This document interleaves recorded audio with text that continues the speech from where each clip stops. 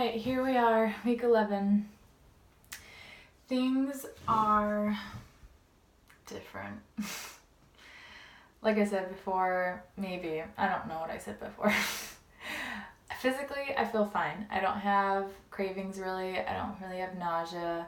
I don't have the metallic taste in my mouth. I don't have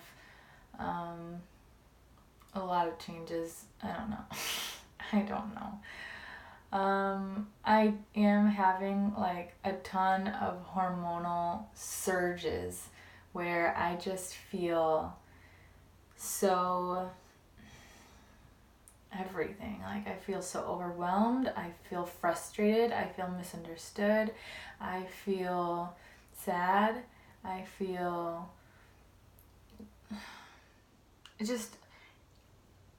it just feels like a surge of emotion, and like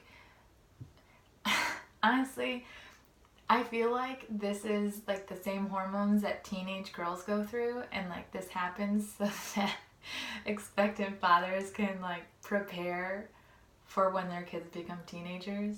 Then it's like, oh yes, it's like when your mom was pregnant. It's like the same thing.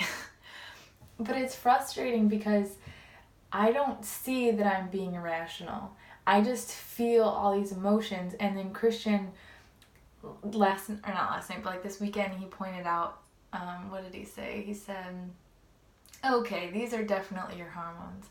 And like through tears, I just said, don't invalidate my feelings. Which is funny now, but it's in the moment, it's true. Like I'm genuinely feeling these. I know that they may or may not be irrational. And like I'm having a hard time, so whether or not they're like rational, I just need you to treat me like, at least you need to like take me seriously, even though I'm not like worthy of being taken seriously. So I don't know, that's one thing that's been going on. Another thing is I feel like the name is at the tip of my tongue and I just cannot place it. And it's so frustrating because it's like right there, but what is it? So I pulled up like a list of baby names, and like said each of them out loud, trying to see like, does that sound like it? Does that sound like it? And so far, none of them sound like it. But I only went through J names because I'm like, well, it kind of feels like it's gonna start with a J, but I don't know. And then I read that the baby's the size of a lime, but like, it's like this big. That's not a lime. It's like a key lime, maybe. What is that big? I don't know.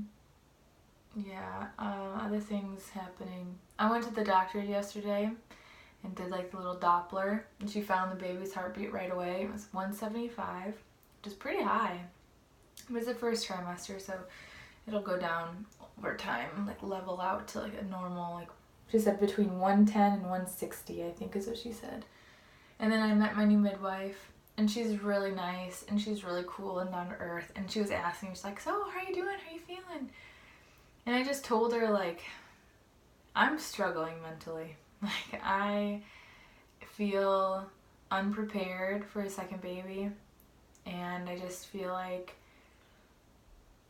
I don't even remember what I said, but that's essentially what I said. And she really like listened to me and was like, yeah, it's pretty common. Like a lot of moms feel that way. They feel like, how am I going to do this? How is this going to work? I don't know if I'm ready. Like she said, but then she like hyped me up. She's like, but it's going to be so cool because then like your daughter's going to get to play with a new baby and she's going to be helpful and it's going to be cool to watch them grow up together. And then I like started to get excited. I'm like, yeah, you're right. So that was cool. And then, I don't know, like on a deeper level, sometimes I feel, because I feel unprepared, even though this is a baby that we like planned for and we wanted, we're excited about it, I think that like my hormones get in the way and I just feel very unprepared, and I feel like I don't know if I'm ready for this baby. Like I don't know if I am ready for our family dynamic to change this much. Which reminds me, I did have a pregnancy dream. I'll tell it before I forget. So I was in the car with Christian. He was driving. I was in the middle in the back seat. and we were on the highway and it was dark, and then there was an accident next to us, and then all of a sudden we got rear-ended, and I just remember biting down so hard that when the car stopped, I had so much pressure in my mouth that I pushed my tongue against my teeth and they all fell out, and my molars like cracked in half, and I remember like running my tongue against my teeth and I could feel how sharp they were, and I was just like, what the heck? And then all of a sudden, like, my fingertips were severed on one hand, and then I was like in the back seat like trying to pair up the right fingertips to the right fingers, and then we must have like passed out. And then when we woke up in the dream, Christian was still driving, and I'm like, what are you doing? Like, shouldn't we wait and call the police or something? He's like, oh, we're fine, there's not that much damage. I'm like, but shouldn't we go to the hospital? And he's like, no, we'll be fine. And I'm like, I don't have any teeth.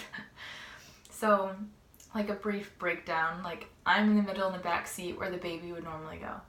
And I feel like I am not in control.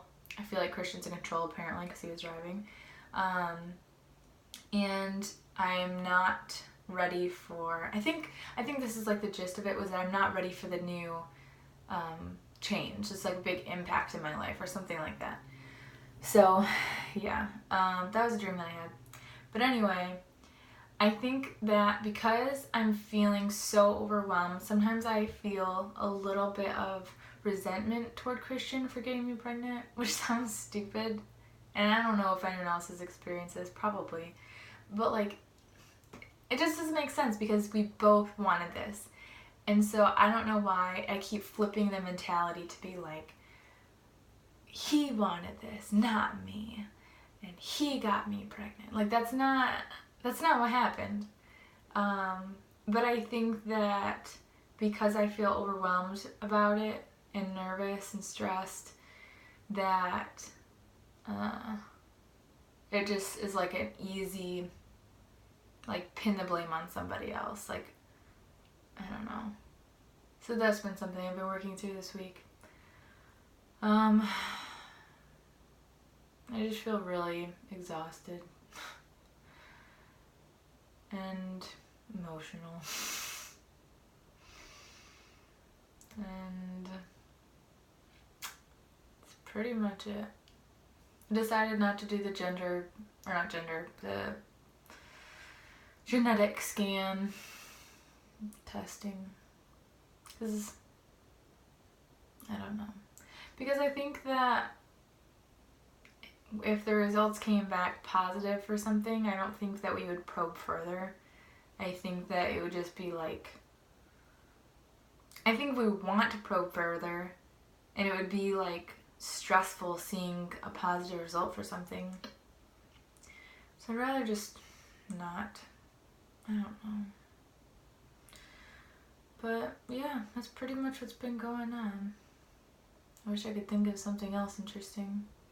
Something about like the baby's development or something, but I got nothing. So, peace.